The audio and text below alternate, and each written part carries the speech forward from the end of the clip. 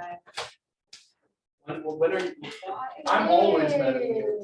Because they've been choosing really stupid words that have like all like double letters or. Yeah, the times are evil. Like call. I'm good at word What? games What? unless the What? Times is running it, and then it's, yeah. That's right. Or yesterday, when you had to help me because there were so many variations of the same letters, I've seen. All right. On Monday, we have an exam. Let's talk a little bit about what that looks like. The exam will cover Walter Russell Mead's Special Provenance up through the chapter on Jackson. So it's not on the last chapters. You should know this book as well as you can. The stuff that we do today is kind of transitional, and it helps us apply it and talk through the concepts a little bit. But the content on World War II will be on the final exam, not on this exam. You should be prepared to write a short essay and a long essay on Walter Russell Mead. You should be able to define in detail any one of the four major schools, as well as compare them and contrast them in specific areas if I asked you to. So for instance, like you won't get this because it's not about the four traditions, but earlier I asked you to write a quiz comparing continental realism to Hamiltonian realism. And that's a good example of what one of these short essays is.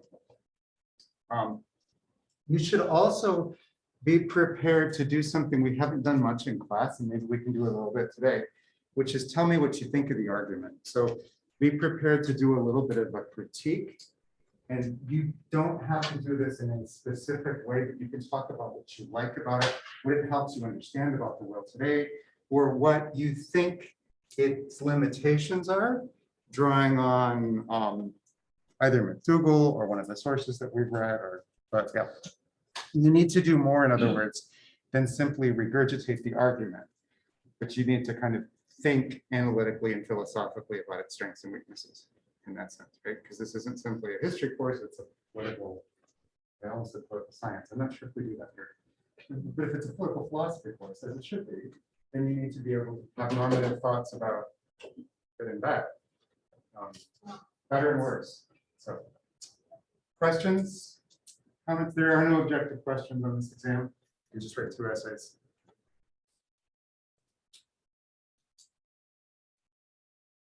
Okay. Well, let's talk a little bit about World War I and the entry into World War I. I want to give you a quick. Yes, I do. It's been a week. Good week, but a week. Yeah, I kind of want to give you a brief narrative overview, and then I want to spend the middle part of class with you kind of workshopping the what you think is the main foreign policy debate. And then at the end, we want to talk a little bit about Niebuhr and Tillett. This is a period that I think defies easy analysis because it is kind of anomalous in the history of American foreign policy. The space between I have up there the armistice, 1918, but really it's the defeat of Versailles in the Senate by Lodge and the irreconcilables that lead to the kind of death of Wilsonian progressivism and this peculiar 20s, 30s period in American history. The 20s and 30s liked to style themselves as the continuation of everything that had come before, right? And so the isolationists in the 20s and 30s styled themselves as Jeffersonians, and the internationalists styled themselves as true Hamiltonians. But this is what Megan's working on. I think it's a thesis actually, but it's actually not quite going back to the old. It's new in some really dramatic ways. But it's such an anomaly that it actually doesn't get a lot of attention or love in history, because by the time you get then to 1941 and Pearl Harbor, everything changes and nothing really goes back to normal ever. So we're living in a new world. I want to do a brief shout out. Maybe I can get Sydney's face to get really, really red again. But Sydney's essay and her last exam, yeah, there we go. That's great. Was brilliant. Like It was brilliant because what Sydney did was she basically said, yeah, McDougall is just wrong. And that it's not Wilson and the progressives that are this breach between the Old Testament and the New Testament. It's World War II, which is a really strong argument because you sort of see this flirtation. The progressives are doing new things, but they're still in conversation with the old. And like when you get to the Cold War and a realistic all-out struggle against the Soviet Union and entangling alliances, by the time you're in 1950, there's nothing Washingtonian about American foreign policy left. So that's what we want to do. We want to get to that point, and then after our exam, we'll spend another few weeks kind of analyzing Cold War foreign policy, which is essentially the framing of American foreign policy today. The overriding emotions of the American public after World War I are isolationist. If you read McDougall, that sort of implies that this isn't the same thing as being unilateral or liberty-loving. It's something new. But they did believe that we ought to stay entirely out of world affairs. And this is where I would sort of break peace with McDougall, because McDougall talks about the Wilsonian impulse as being a domino, right? But this isn't, Sidney Sissy pointed out, like Wilson is crushed. Like he has a stroke, he's defeated, and it's Henry Cabot Lodge and the Hamiltonians that rule for the next 20 years. And you don't see the emergence of really a shift until you get to 1929. And 1929 is usually not taught as a significant day in US foreign policy, but it really, really should be. Because 29 is everything changes America domestically. And to the extent that all of these foreign policy traditions, except Wilson, are really obsessed with American domestic policy, everything changes for everyone except the Wilsonians, right? So think about the Great Depression as fundamentally challenging the legitimacy of two of these foreign policy schools. Like entirely without anything happening abroad, right? Now the Wilsonians aren't really much affected because they're sort of idealists and they'd already been discredited by World War I, right? So they're already on the outs. But the Hamiltonians are badly damaged because they're essentially capitalists. And this is a crisis that badly damages people's confidence in American capitalism. So the Hamiltonians are seen as evil. And the actual causes of World War I, this is the switch. So instead of Wilsonian idealism being blamed for the war, now you're going to blame Hamiltonian realism for the war. Now, you would think this would rebound to the good of Jefferson, but the Jeffersonians are also essentially utterly destroyed by the war because the Jeffersonians are constitutionalists, right? And they believe in limited government. How does that fare under FDR? I mean, like, the federal government expands wildly. And at the end of the New Deal, the federal government is probably twice as big as it had been under World War I. And so FDR sort of gets everything that Woodrow Wilson wanted only in his wildest dreams. And the question then, this is one of your challenges for today, is to figure out FDR. He's one of the great 20th century presidents. He has this ability to be all things to all people. Ronald Reagan had the same ability. And to figure out what his actual policy is and which place we're going to put him can be really pretty fun and pretty sticky. Now, the Jacksonians aren't destroyed by by the Great Depression because the Jacksonians are already kind of on the bottom, right? If you think about the Okies and the Yarkies, like those are the Jacksonians, those are the people who were crushed by the Dust Bowl and the Depression and the people who were poor.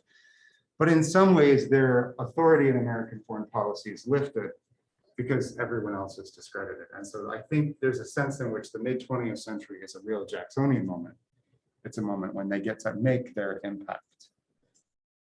We also should mention in terms of the 1930s that you see the emergence of something that I don't think either of our major authors have been able to talk about articulately. And so I assigned a little article on it. Theologians in the 1930s reevaluate what many of you on your essays called the social gospel or progressivism or liberalism, which in the aughts and the teens is incredibly idealistic.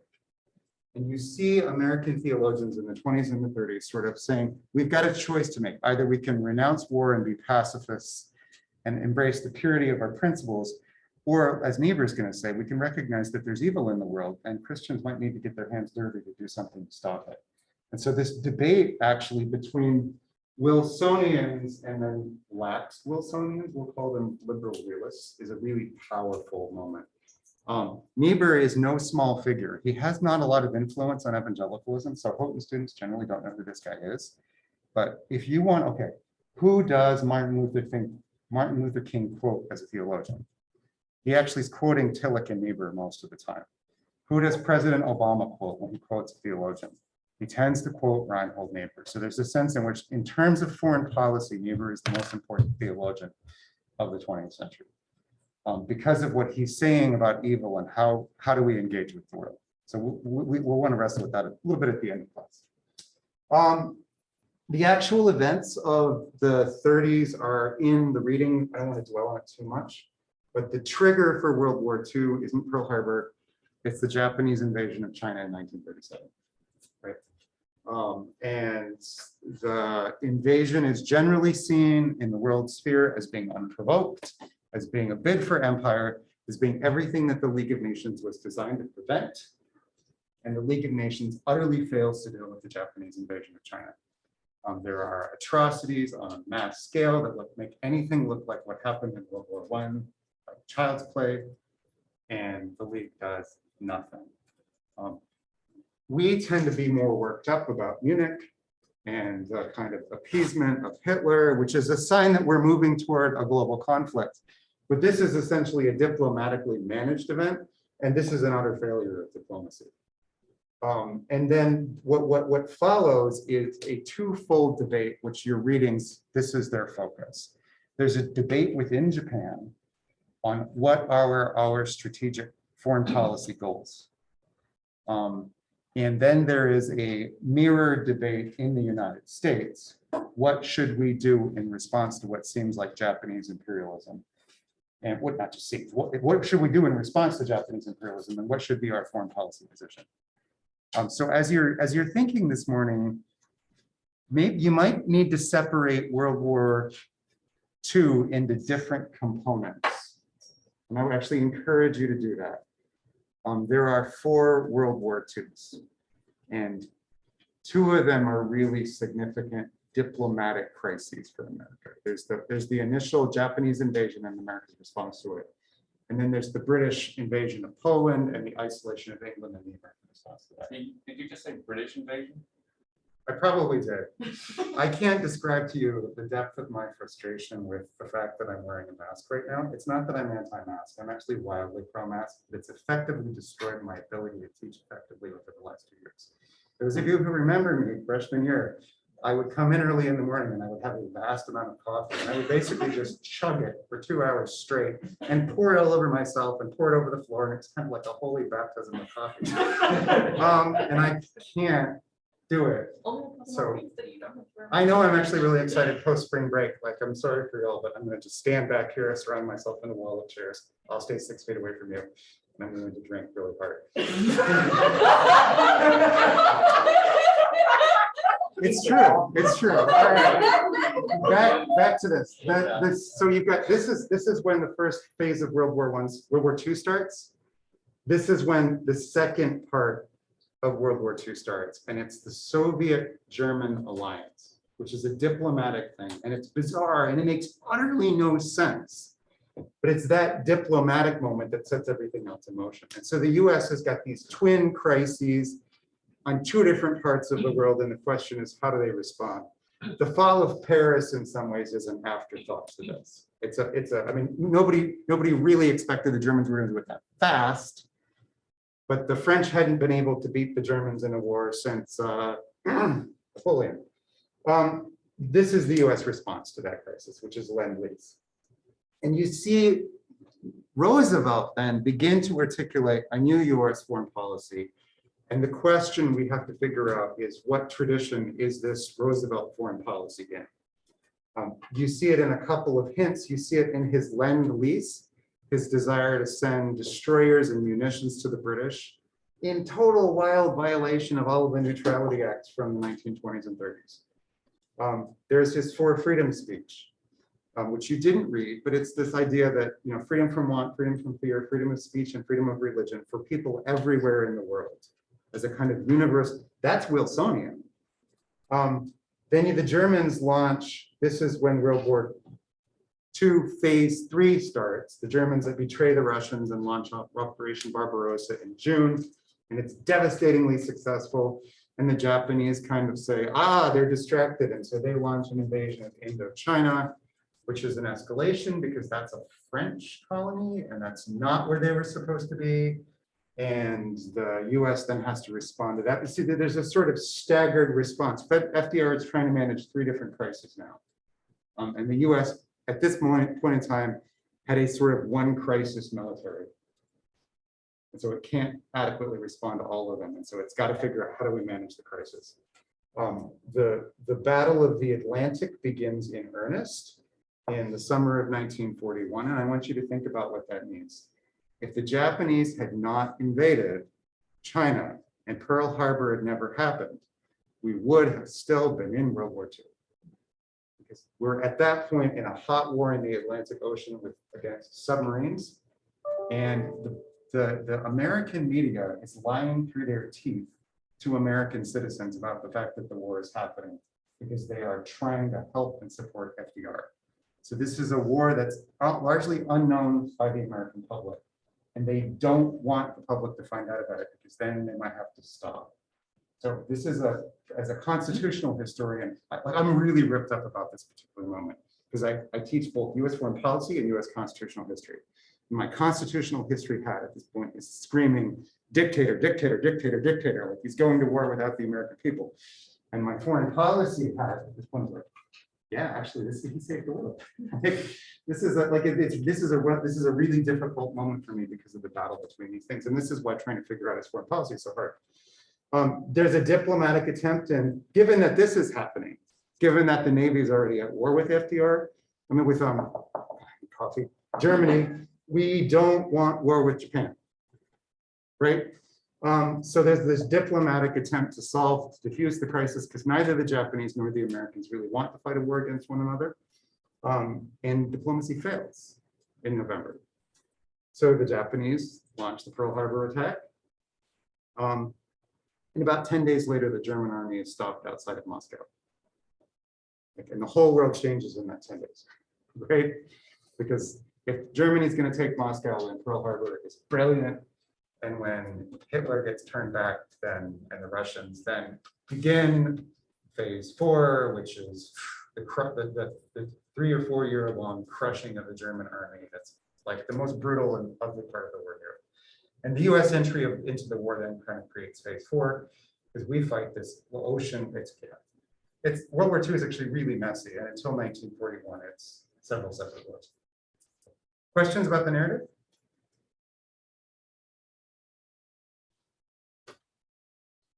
Okay, what I'd like you to do is I'd like you to write a little bit for me, but I don't care if you use your books and I don't care if you talk to each other, but I do want you to submit something.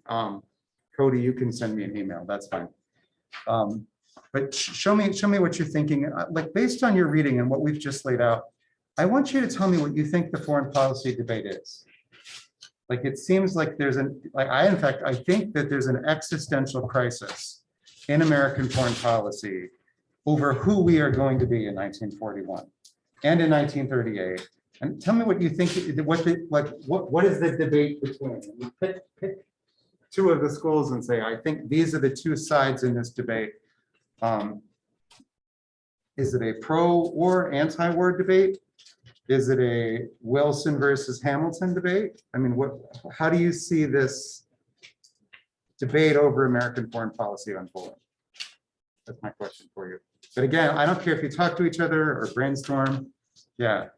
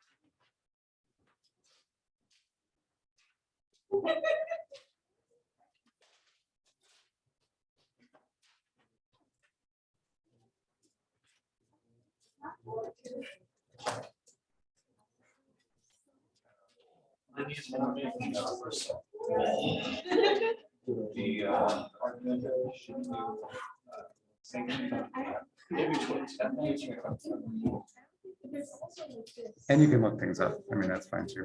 So,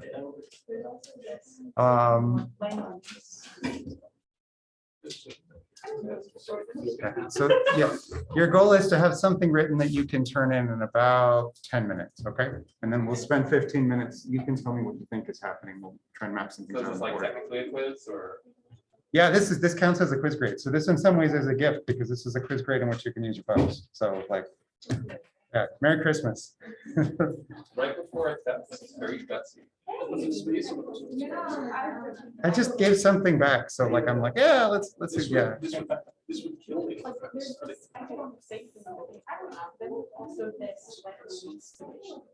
Yeah, we can just, I mean, There's so many things. talk if you want. The entire class is at this point chatting, talking, yeah. So. In the first document, it's all about how like we tried like some World War I, and it ended up with us very much favoring the British. So you can even And then sort of us see ending up on the side what of are the the British. tensions that America has. Like, think about how Yeah, like we were very. would a Hamiltonian respond to this crisis? Like, you've got these two conflicts. Japan invades China. What would a Hamiltonian do? Hitler isolates Britain and starts submarine warfare. What would a Hamiltonian do? So try that out for a sec. Like what's going to be the Hamiltonian reaction to these wars? And then eventually, one side. Take my book out of my bag. No worries. Yeah. I'm surprised if you even have your book in Panera because I wouldn't have brought it if I were you. So that's good. I did bring this stuff. I was planning to work on foreign policy stuff on my first flight. On your plane, right? Yeah. Yeah.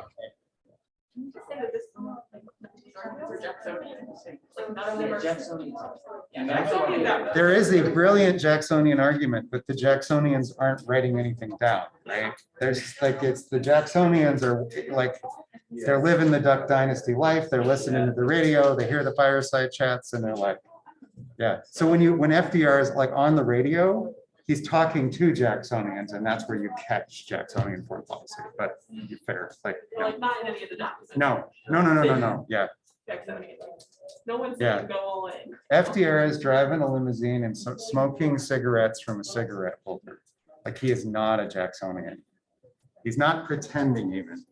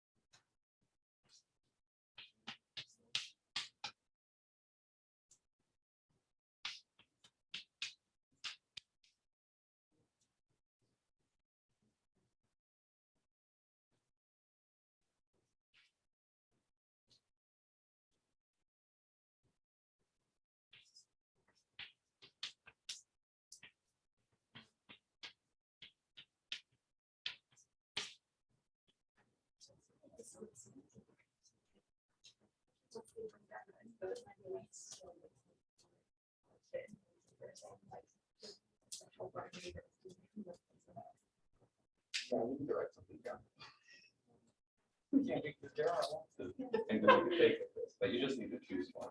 Yeah, that's right. Yeah, that's right. Just. That's what makes this hard is like there are so many intelligent ways to interpret American foreign policy. And yeah, that's right. Like when you write your policy paper, you just got to go with something.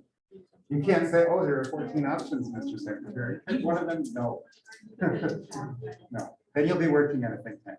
If you're working in state, you gotta like, this is what we should do. We just have to put down which debate we think it is. Yeah, pick a debate and give me a couple of reasons why. You can really sketch it out. The intelligent answers here are Hamilton versus Wilson, Wilson versus Jefferson, or Hamilton versus Jefferson. You mean Jackson? Jackson is great, but the Jacksonians don't really debate. I mean, yeah, the Jacksonians, like, Nate is gonna say the Jacksonians win World War II, right? But they don't debate this diplomatic pre-war game, like, they're not doing that. No.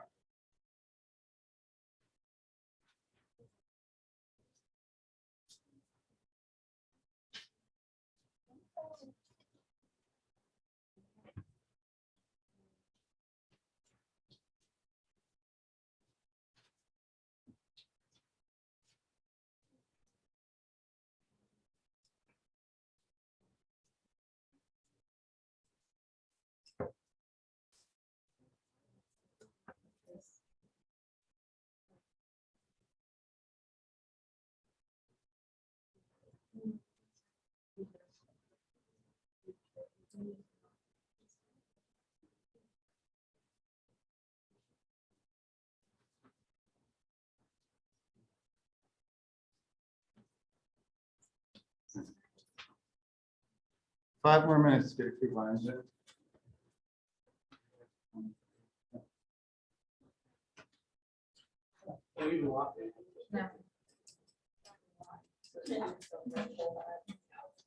You can wedge it.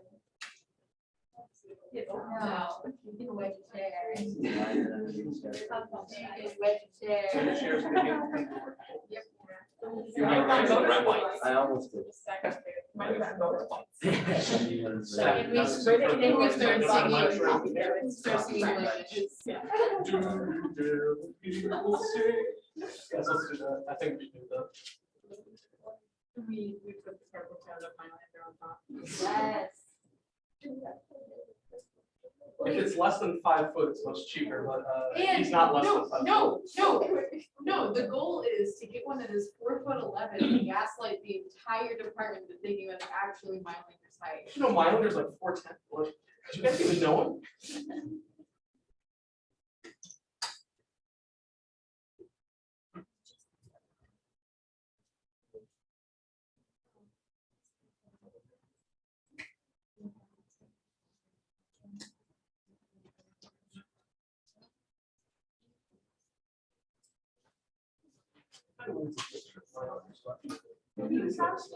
Actually, his right leg. Anyone for any reason, I won't judge. We give a picture of Mylander's left leg. Let me know. We can try. The shoulder is also going into. I can take. One time I got my letter DVT pose, times two Roman pose. It's my favorite accomplishment in the 4 years. What?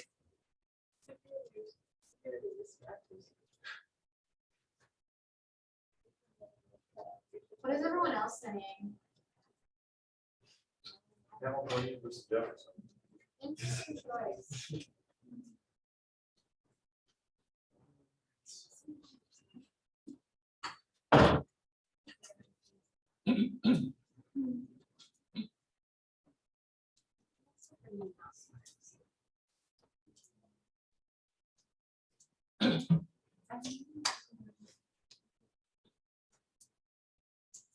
I think it's Jacksonian versus extra. There is an Eshonian school in foreign policy, but its proponents are very small. There are not very many of us. There might be 3, maybe 2. Say people bring it back to the week party. Pretty, well, no, there's a difference. Yeah, that's good. That's good. The number of people who were neo-Whigs and Eshonians was 1. That's just me. The guy was a house pick. Speaking of painting, recently. Do I? They are painting. Oh, the man. piano. All right, that's awesome. Where is their- So Thanks for the tip. nasty. Oh, like awesome. We're just talking about what the debate is, right? Like, I'm not. Yeah, yeah, I'm not asking you to take a side at this Four point. times. Yeah, what's this is the most intense foreign policy debate of the 20th century. It's more bitter than the should we go to war in Iraq debate or the should we start World War I debate. It is vicious. The only thing in American politics that's equal to it, in my mind, is the debate that people on the left had in 2008 when Barack Obama was running against Hillary Clinton. And that destroyed friendships. The people were hard partisans on one side or the other. This debate is like that, but it's a foreign policy debate. And we've never heard of it, which is so mystifying. But this rips the left apart. It changes the left in America.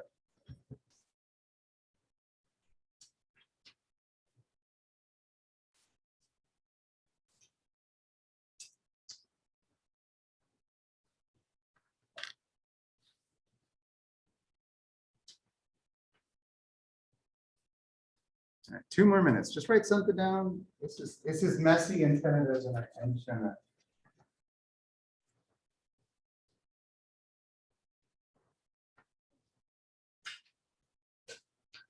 Looks like all the other generic white presidents.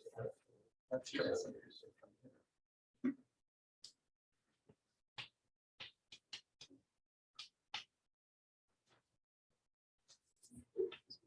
You're all holy.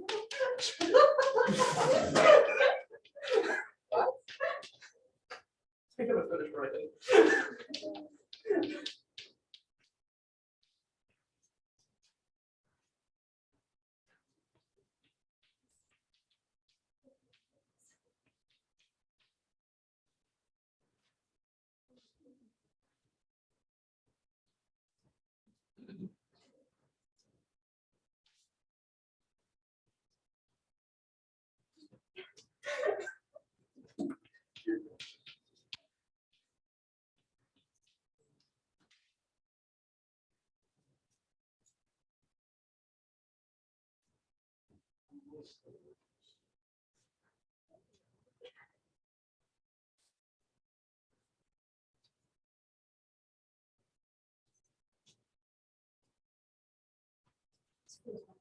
All right, yeah, no, 1 more minute.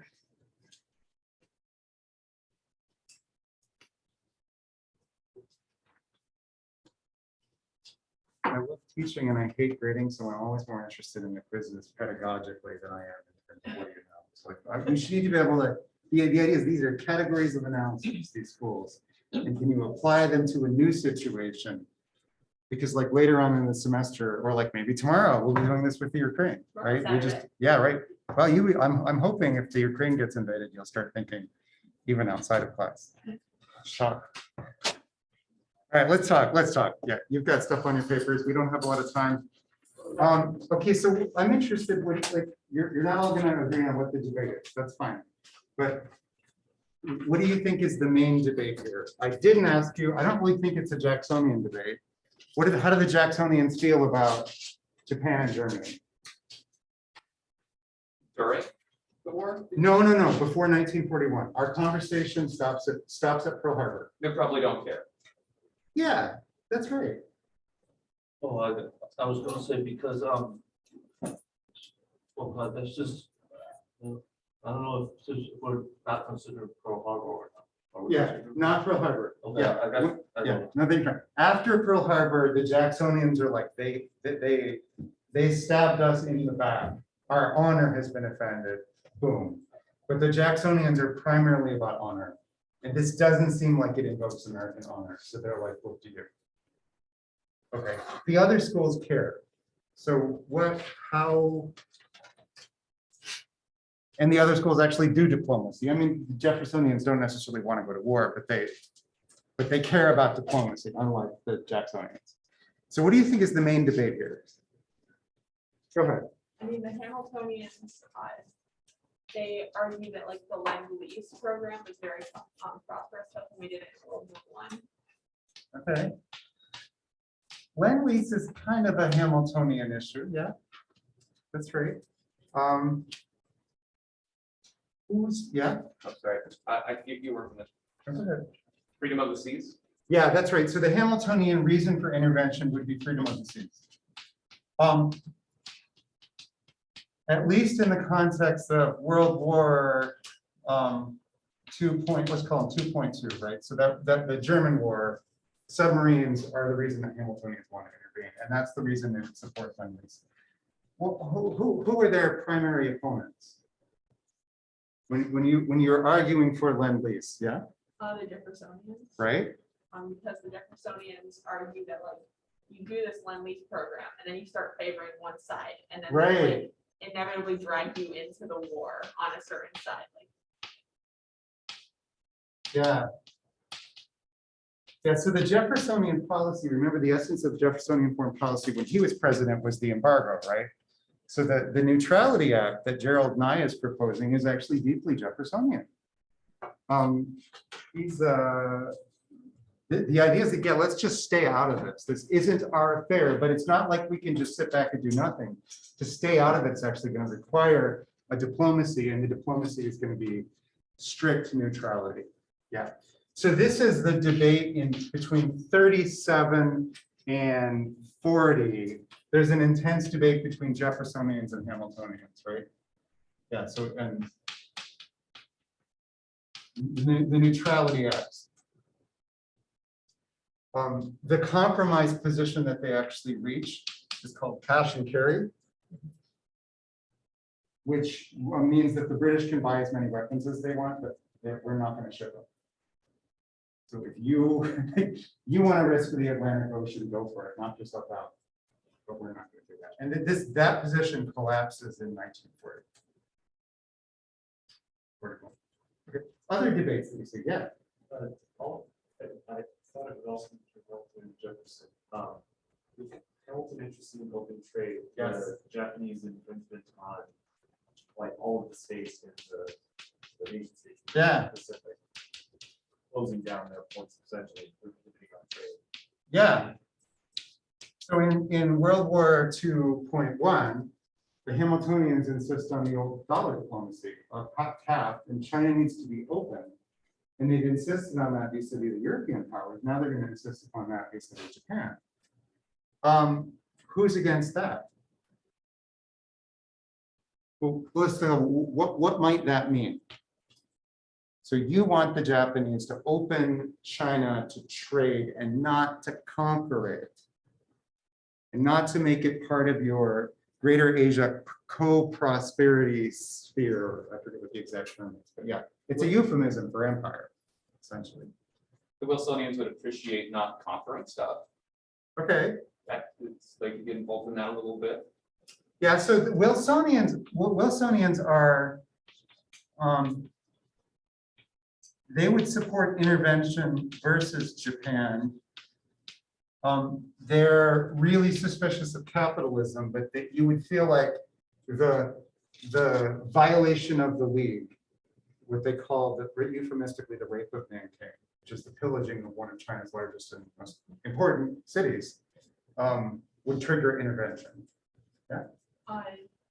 That like by insisting that China remain open and Japan not invade it, you can like anger the Japanese. Okay.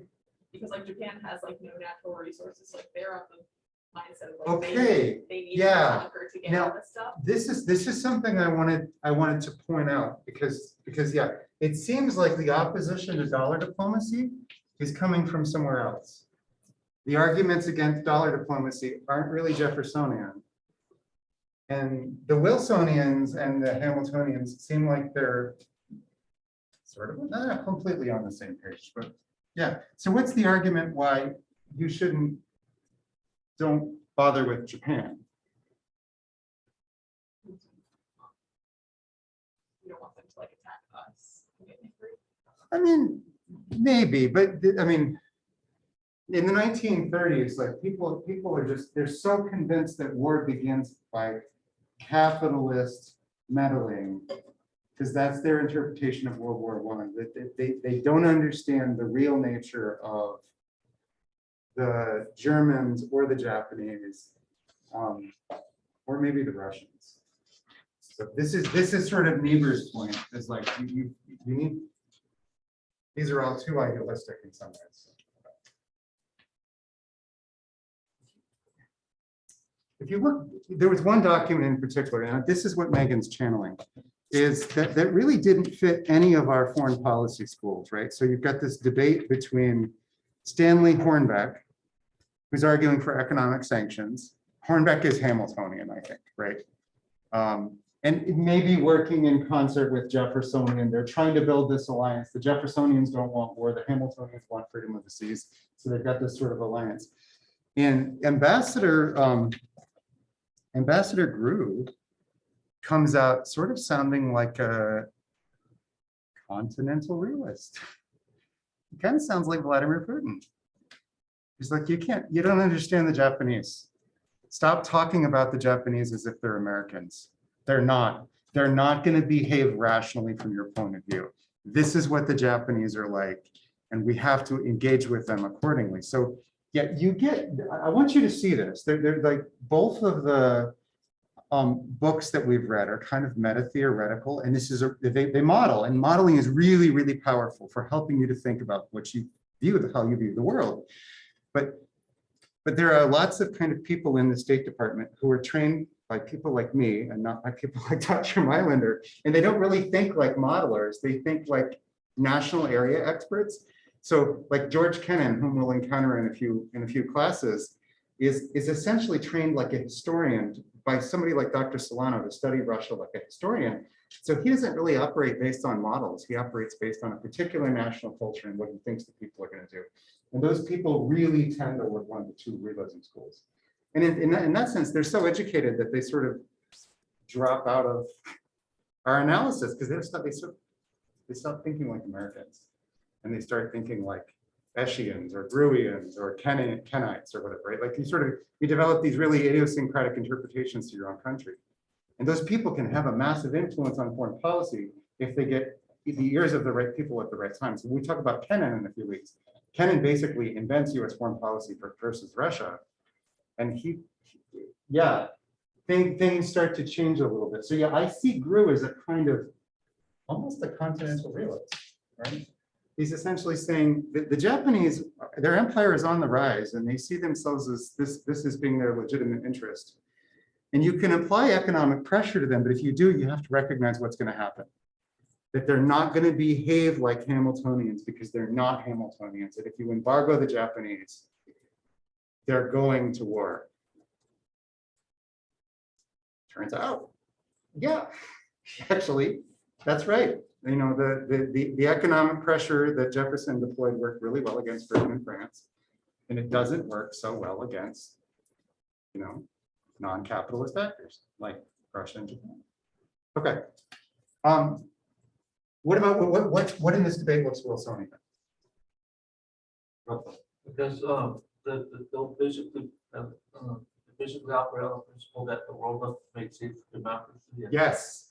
Yes. So yeah, Wilsonian idealism is make the world safe. And who in this storyline, which of these sources are Wilsonian? Who is it that wants to make the world safe for democracy? FDR.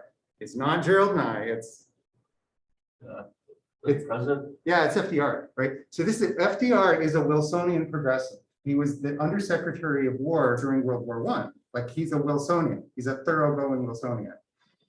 He doesn't make very many Wilsonian arguments. But if you think about what he's actually doing, he's signaling what happens to Wilsonianism in the 20th century. Like he recognizes that highfalutin speeches get you nowhere. So he's making Hamiltonian arguments for Wilsonian ends, right? He will make Jacksonian arguments for Wilsonian ends. And so he sort of brings these forces together against the Jeffersonians, who have been his enemies since the beginning, right? And the upshot of this is that Jeffersonian foreign policy gets almost completely crushed in the 30s and then in the 40s as a part of this debate. This sort of John Kerry, I'm trying to think about the piece, the Bernie Sanders of the Democratic Party are basically obliterated in this debate, right? Because they try to stand really firm on principle against American entry into World War I. And this is this bitter debate, idealism or, and it's funny because it's FDR and FDR is willing to use means for international ends and sort of, there's this slippage and Wilsonian idealism acquires this kind of gritty realist tone. I mean, we have to make, we're trying to make the world safe for democracy, but we have to do it because we're fighting absolute evil, right? And the threat is real and it's existential. And that's why Niebuhr and Tillich are so powerful in persuading, well, the missionary kids. It's the theological wing of American evangelicalism. I'm going to move into support of that. The Jeffersonians have the votes in Congress in 1940 and in 1941. FDR is kind of going solo, and this is this constitutional crisis that I'm talking about. I mean, he orders the American Navy to shoot on sight against the Germans in 1941. There is no declaration of war. There's not like, and he recognizes that he can't ask for this. He can't get it. And so, yeah, he starts this war. World War, you would say that yeah, it's the interventionism. The hot war interventionism is actually started here. So FDR starts that war. Okay, what about, how do we get into war with Japan? That debate is slightly different than that debate. FDR in this 2.2 debate, he makes the Jeffersonians into the bad guys. But he essentially, we're fighting a hot war, not a war of economic sanctions, and versus the Germans. How do we get into World War II against the Japanese? It's not as cut and dried as the Jacksonians think it is. The Jacksonians think, oh, they invaded us, and so now we have to defend ourselves. And that's true, but how many of you knew that there were 2 years of intense diplomatic negotiations before Pearl Harbor? That's just because I was in World War II. Yeah, no, that's right. Yeah, so like if you're a specialist, yeah, utterly, yeah, like you know this, but it's not in a common memory. Yeah.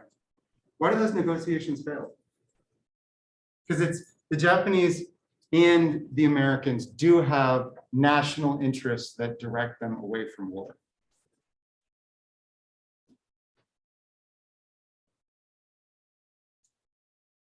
And this is a great subject for one of those history research papers that you don't actually want to write. It's harder than the policy paper I'm asking. Yeah, what the Japanese want, they really want more land. And they feel deeply disrespected by the Americans in this Hamiltonian policy.